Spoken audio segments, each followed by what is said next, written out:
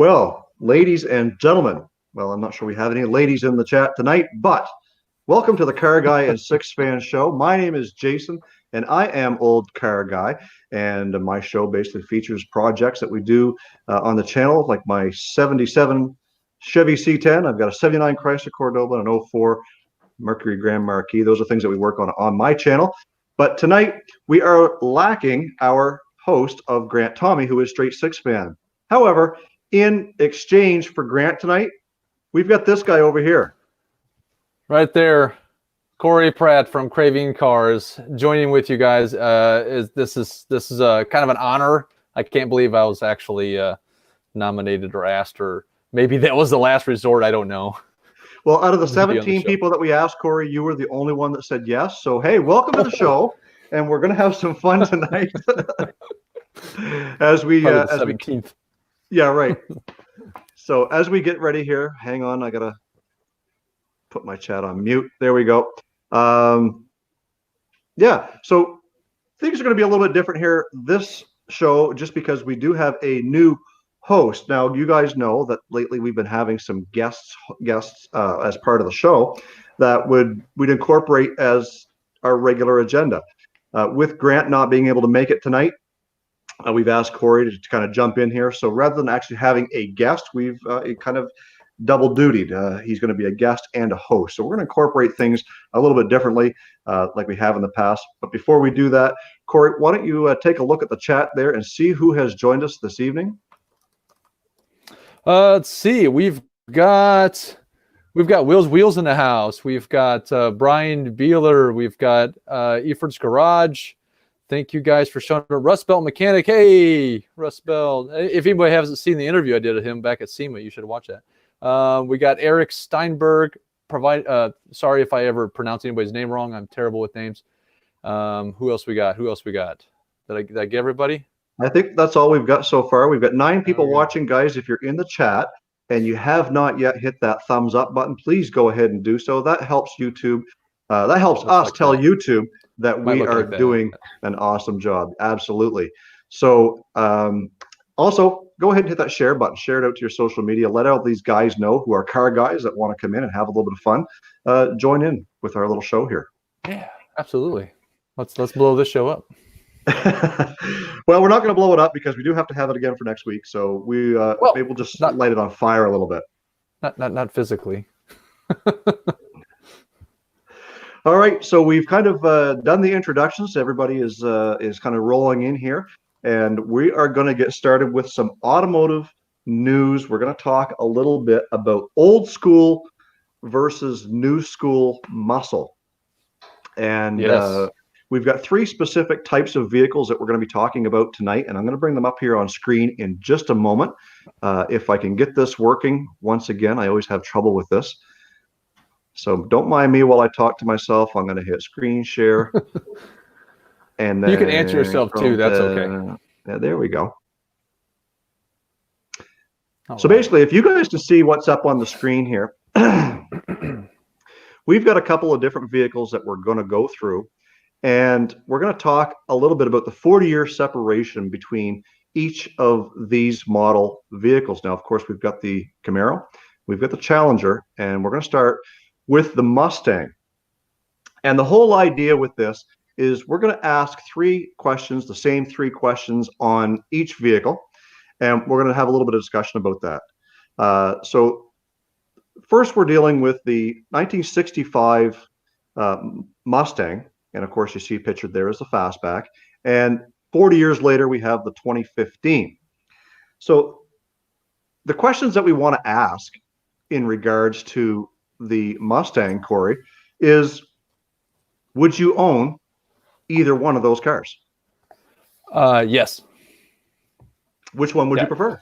To be honest, Now let's assume we're not talking about special edition models like a Shelby GT350 or some original thing like that. But if it's just straight Mustang versus Mustang or GT versus whatever their equivalent V8, I would probably have to go new.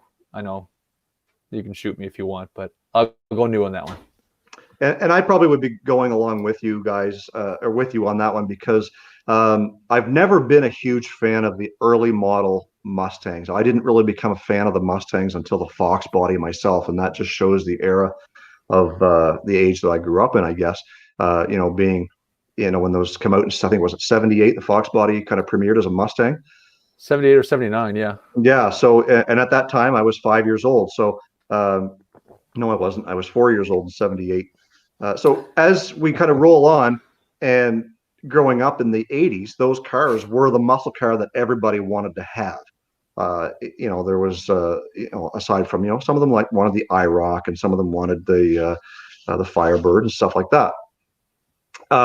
So the first question we asked is, would you own one? And we both kind of said, yes, we would. We both prefer the later model, the 2015 or SN, whatever they call them these days. But right. That's the style that I think that I would kind of lean to as well. And guys, if you're in the chat, feel free to let us know which one you would prefer, the 65 or the 15. And Eric Steinberg is telling me that Jason's favorite Mustang is the Mustang 2. It's a hidden secret that I don't tell too many people. But yes, I like the Mustang 2. I'd put a Fox body, or I'd put a Coyote engine in one of those things and drive that right to the grocery store. Heck yeah. So the second question that we want to ask, Corey, do you have your notes up there? Yeah. Notes. Do you know what the second question is? No, I sure don't.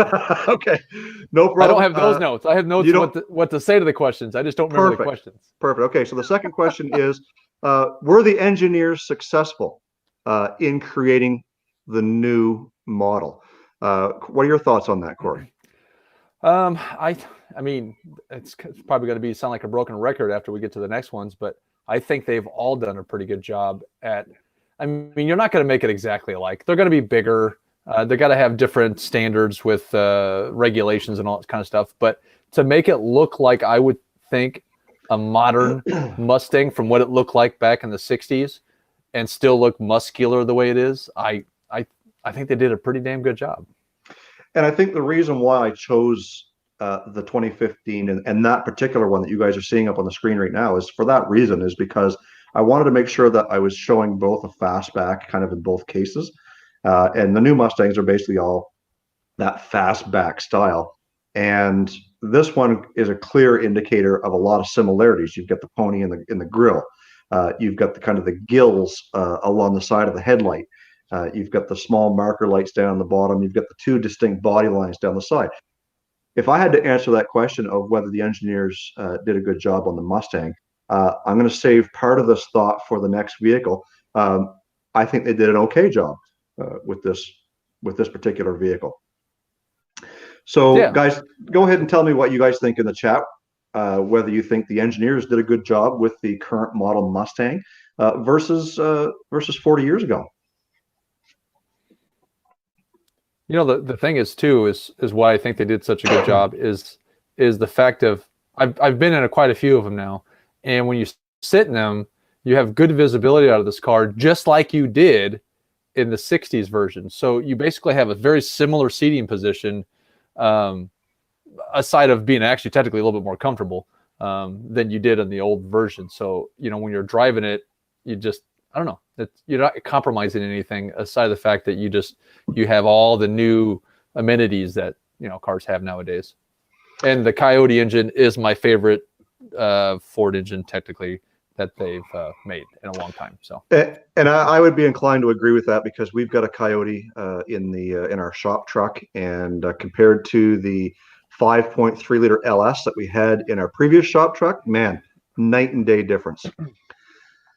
So the last question that we're going to ask on this Mustang is, if somebody was plucked out of 1965 and dropped into 2015 and they saw this car driving down the road, would they know it's a Mustang?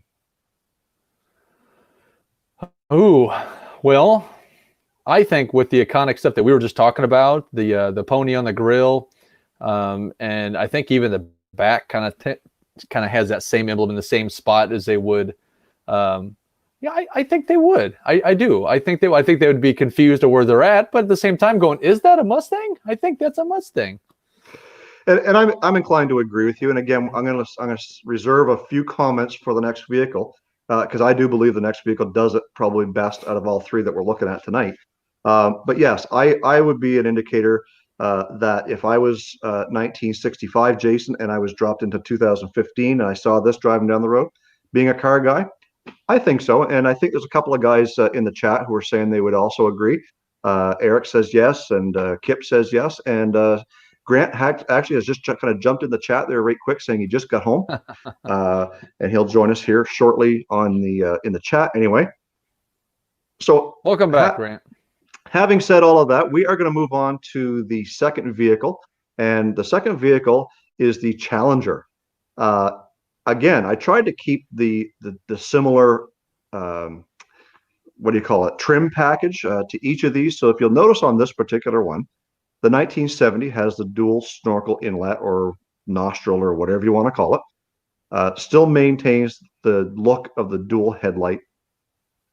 No chrome bumper on the new one. No rally wheels on the new one. But basically, all around pretty good looking car. So what we're going to do again is we're going to go back and we're going to ask the same three questions on this model. And the first question is, Corey, would you own one? Probably not the 2010. I would own a more newer, modern, like an 18 or newer one instead. But that's to each his own. Now, yes, I believe once again, but I hate to say this, you're going to hear this a lot from you. I'm a big car guy, so there's a lot of cars I would want to own. Yeah, it's hard to break that down. And I knew that when we asked that question, we were going to get a lot of people saying, well, of course we would.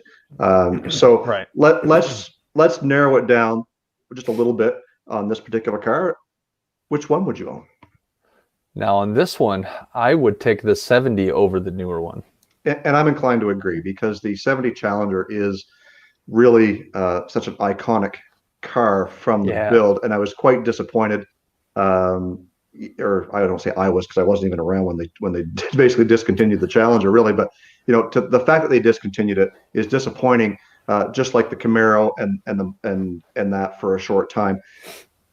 The fact that they brought it back in 2008, I think that they did a pretty good job. Which kind of leads us into question number 2: is were the engineers successful with this car? I think they were more successful with this one than any of the other makers, because I feel like this newer Challenger has more of its roots to what a muscle car is than a Camaro or a Mustang. Not that the other ones aren't muscular. They are very muscle car. But this one is more to the roots of the classic muscle. Yeah, and again, I'm right there with you. I think that it's, when I said that I was going to reserve some judgment on the Mustang, I believe that the Challenger has kind of flipped this bill better for a revamp or a recharge or a refresh or whatever you want to call it of the original car. We picked them apart when we first kind of looked at it with the dual headlights, the dual snorkel, the open mouth grille, the little hump over the rear quarter panel, all of that, even the taillights. I didn't show the taillights in this clip, but these cars are truly iconic in the fact that question number 3, would somebody from 40 years ago be able to identify what this car is today? And again, out of all the 3 that we're looking at today, this one here absolutely is my opinion. What do you think, Corey? Yeah, I definitely agree with that.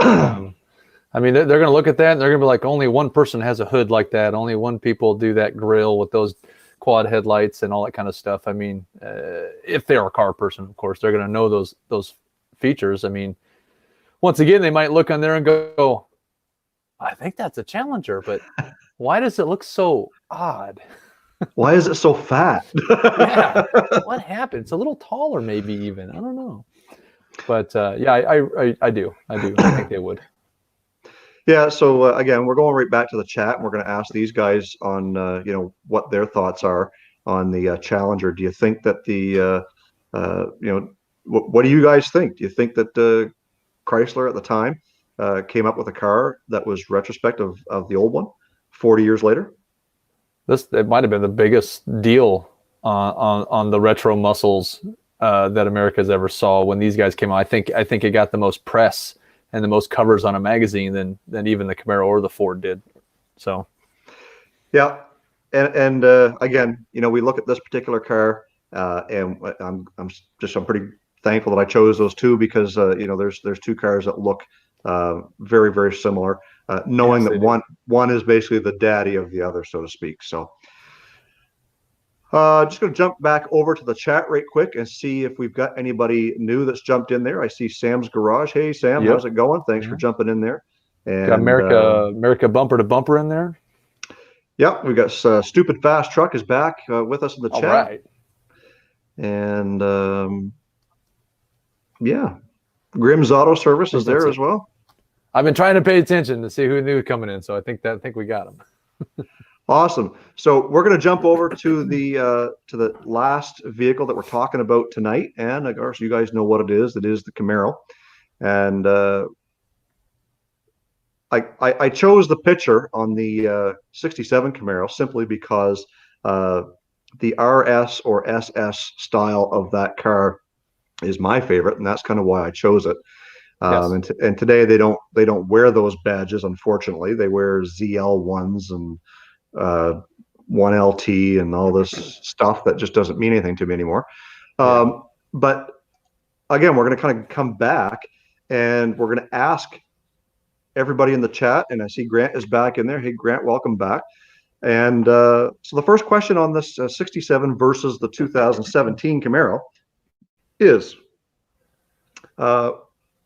would you own one, and which one would you own? Once again, I absolutely would own either one of these. Now, if I only got to choose one, that would be so tough. I really would be tough because the shape and the way like the Camaros are, just like kind of like how Chevelles are and things like that. I think they're some of the coolest, just muscle car 60s shapes that are out there actually. Boy, God, Jason, I knew this question was going to come, and I thought it'd be easier to answer this when I got to it. This would have to go down to the absolute model. Now, if it was just like a Camaro Z01, like the newer one, I would probably take that. If it was just a plain old Camaro SS versus the old SS, I think I'd have to take the old one. Yeah, and I think that Kip is in the chat, and Kip has seen the back seat of a modern 2017 Camaro, and knowing, Kip's a tall guy. I think he's close to 6 foot tall, and there's no room back there. Eric Stenberg also mentioned, I think, somewhere in there that the visibility is terrible in those cars, and he's absolutely right. Yes. Power-wise, I definitely think being in that car that Steve Fast has from Hammerdown Motorsports, his SS, with the supercharger on it and all the goodies, is a really, really fast car. And if speed's what you're going for, that's the way to do it. The 67, style-wise, 100%. So I think if I'm going to choose one, my old school self says I got to go with the 67. If you could transplant the ZL1 or SS power plant into the 67, yes. you get the best of both worlds. And guys, there's companies out there that are doing that. So, and I wouldn't mind the 67 a little on the retro modded. So the modern brakes and suspension, tuck the wheels in, not into the fenders, but up to the fenders, and maybe if there's even a little bit of a wider stance to it, that would be okay. And to keep that classic look, I'm actually all for resto modding cars, as long as you don't fully destroy the classic look, if that makes sense. I would agree. So let's jump into the second question, and that is, were the engineers successful? I actually think they were. I actually almost think they might have overdid it, and not necessarily as in style, because I think when the earlier Camaros with that retro-ish look, they looked a little bit more classic-like. And as they've kind of changed, I really don't. Yes, that's very muscular-like, and it kind of has a similar shape to the old one, but it doesn't, to me, really look like the old one anymore. Like the retroness is kind of gone out of it.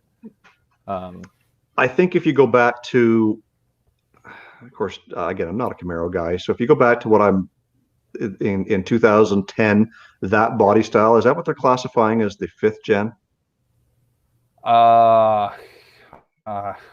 Anyways, sure.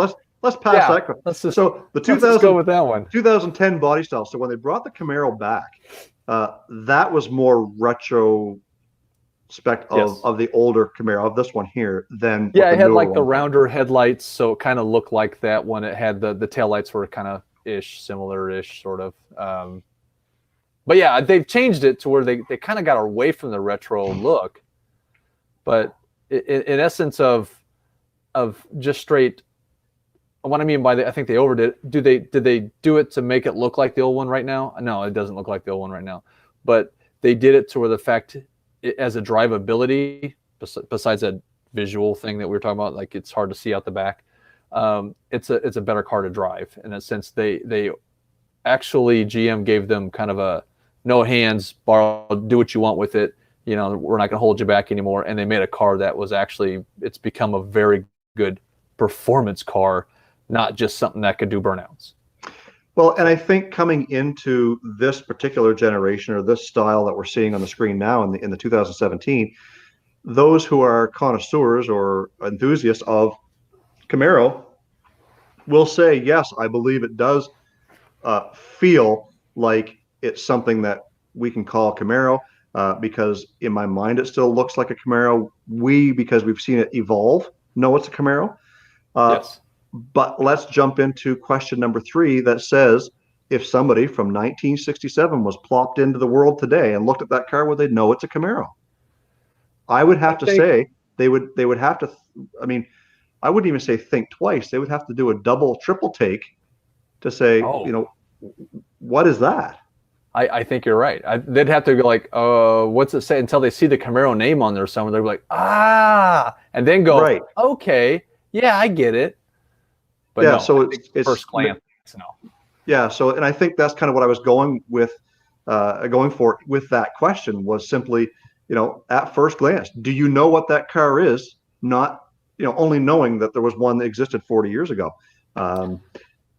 Grant said something. He is right. The quarter panels do still have that resemblance of the old classic one, where the humps come up and all that. Yeah, for sure, and I agree with that. But unfortunately, you don't recognize a car by its quarter panel. You recognize it by its grille, by its headlights, by its taillights. You know, I believe, in my opinion, that's kind of how cars identify. Right? More than not, yeah. I think so you're right. Yeah. Everything else is subject to interpretation, I guess. But at the end of the day, do you guys in the chat have any questions for Corey or I regarding any of the 3 vehicles that we talked about tonight? Before we jump into our next subject, go ahead and throw them in the chat before we get rid of these. Yeah, see, there you go. American bumper to bumpers. 5th gen would be easier to tell, definitely. Yeah, that thing that we were talking about. That's so you are right. It is the 5th gen. Yeah, I knew it was a 5th gen. Yeah, of course you did. You were just testing me, and I was just playing dumb to make it look like you were smarter. And we got the answer out of the chat. That was the purpose of it. Anyway, that's it. Forced you to talk. Yeah, forced me out of it. Oh goodness. Okay, so we're going to stop screen sharing, and we're going to kind of jump back into this chat here. Yes, I caught you. See? Yeah. Cheers. Clink. I don't know. Can we make a clink noise? Oh, clink. Okay. Let's see. Is anybody in the chat that's asking any questions here? Nope. Everyone's good. Okay. Hey, Nick's Garage is here. Woo. Nick's Garage. Woo! Welcome, George. Thanks for jumping in here and joining the live stream. And yes, Jason is amazing. Oh, look at that. Nick's Garage has given us a $20 super sticker. And I'm not going to do the little dance that Xenia does on Pusa Studios. But thank you so much, Nick. I really What? appreciate the Dance, super dance, stickers. dance, dance, dance, dance, dance. George is the guy. George is the man. So we're going to jump into the next section here on the agenda, which is channel struggles and growth hacks. And this is the co-host duty. Corey, Oof. take it away. Oof. I may have failed this one. No, I'm just kidding. Struggles and hacks. Now, I don't know if what I have is going to be considered necessarily a hack, but I think one of the things that I have at least learned is when I first started, YouTube, it's like Craving Cars did have a Facebook, and technically there was an Instagram, but I didn't really do anything with either one of them. I was just like, well, who cares about that? Let's do Craving Cars. Let's concentrate on YouTube and tell people, hey, go to YouTube. What do you got to do anything with these other ones for? Well, the first year I really was kind of doing stuff, and I wasn't throwing myself out there. I gained a whopping, I don't know, 30 subscribers. That's like total probably. And then I picked up Facebook. I was like, wow, I really need to start putting things up on Facebook a little bit more, and started doing things. And the next thing you know, I mean, it was climbing. Now I know I'm not a huge channel, I'm not way up there right now, but just in another year goes by, I didn't quadruple, or I don't know, what's 500, what's 30 something, what's the percentage of that from 500 something subscribers? Quintuple, I don't know, but it was a lot. It like went a lot much. So basically what I'm saying is, don't underestimate the power of social media. I know you guys have talked about it before on this show, but Facebook is what I started with. I still didn't touch Instagram hardly. This year is going to be a big one, to where I'm going to be incorporating a lot more on the Instagram, because when I'm out there at shows and doing stuff, more people go, do you have an Instagram, over Facebook? And I think that if you're looking to grow, don't forget about your social media sites. They're free. They take time, but they're free. So make sure you're posting stuff on your Instagram. Make sure you're linking stuff on your Facebook.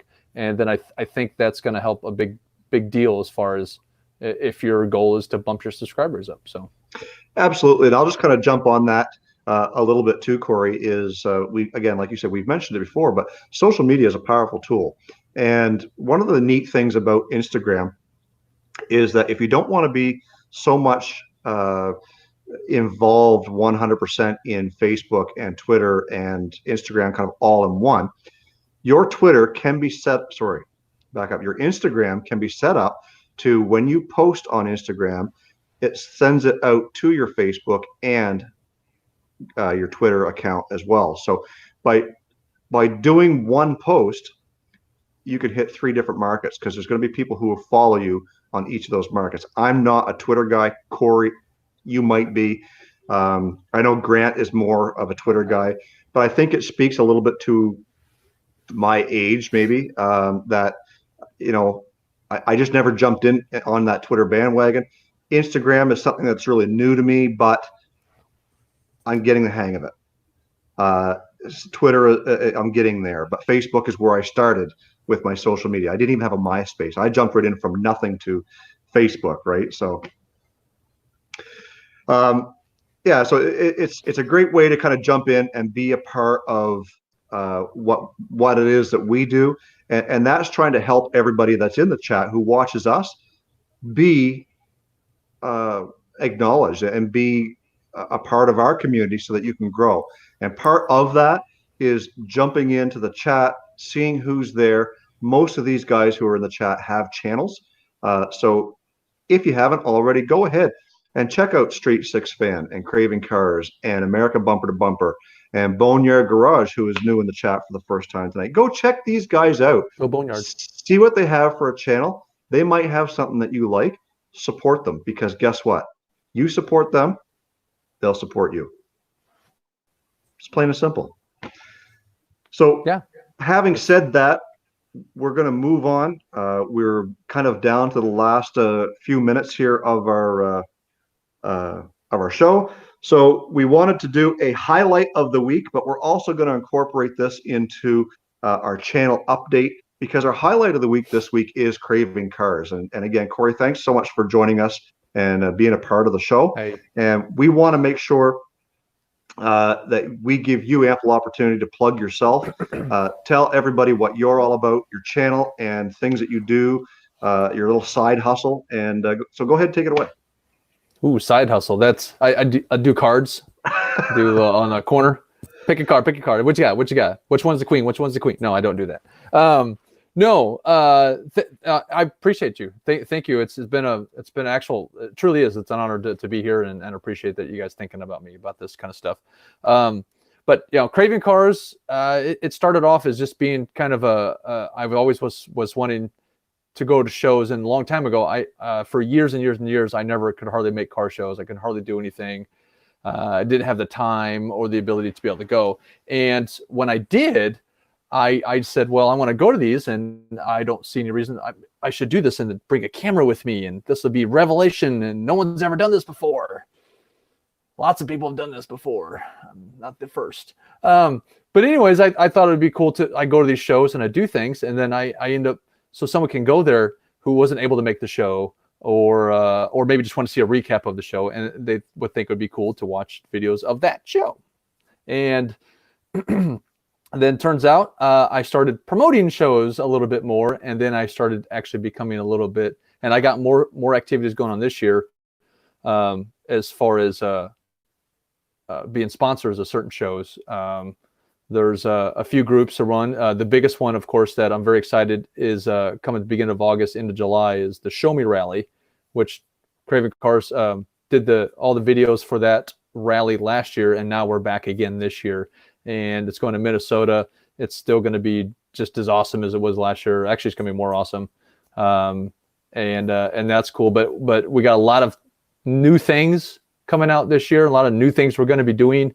We're going to be covering a little bit more on individual people's car collections and cars in general, and seeing a lot more personal attention with cars, so we can see some cooler videos. And I'm looking to do a lot more with that. And Craving Cars has joined forces with the podcast, The Driven Radio Show. So if you're into podcasts, join The Driven Radio Show. Anywhere fine podcasts can be seen, Driven Radio Show.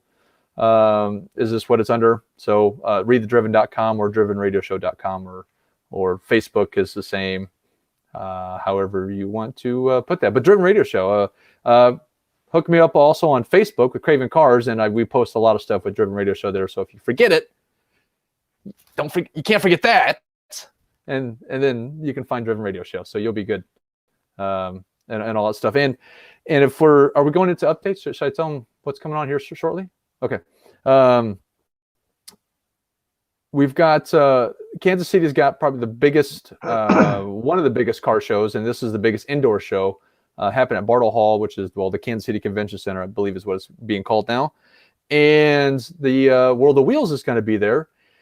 And World of Wheels it's just a huge show, classic cars. Actually, majority of it is classic and custom cars and stuff like that. So we've covered it in the last couple times. Last year, I think we did a pretty good spot on it. So if you guys don't know what the World of Wheels is, go look at the video from last year that we did. And we'll be there this year only. We'll be there under the fact of I'll be there with some of the Driven Radio guys. So we'll be doing a couple interviews with that. And I'll also be there with Grant for one of the days and some other YouTubers. So it's going to be really, really fun.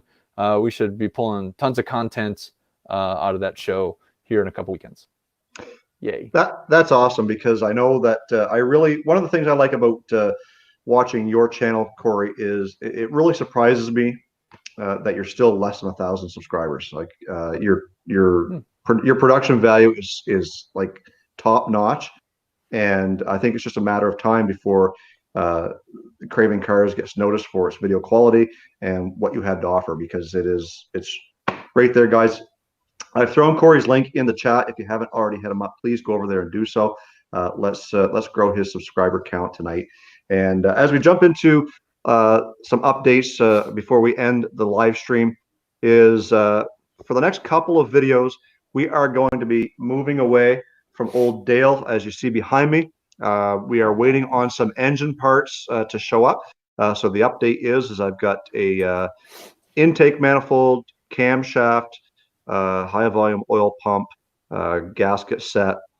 A lot of stuff that you know you're going to need until we tear the motor apart and not know before I order anything like, whether or not we're going to need pistons or whatever. So that's going to be coming up in some future episodes, but I did do a recorded episode on Grandma today. That'll be Saturday's upload. And I got an episode coming up on the Cordoba as well. So you guys are going to want to stay tuned for that. I think that's going to do it for the show, Corey. We are at the 35-minute mark. Once again, I feel like that got there so quick.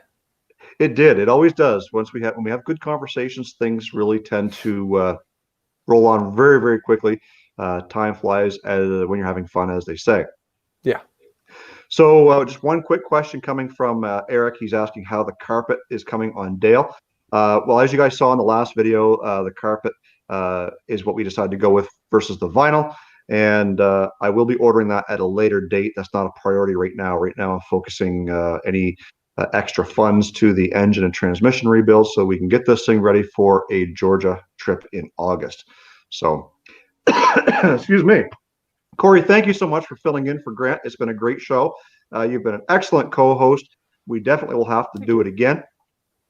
And guys, if you're in the chat once again and you haven't checked out Corey, please head over. I've left his link in the chat. You can scroll up and get that. Thanks for everybody for being here. I see GMC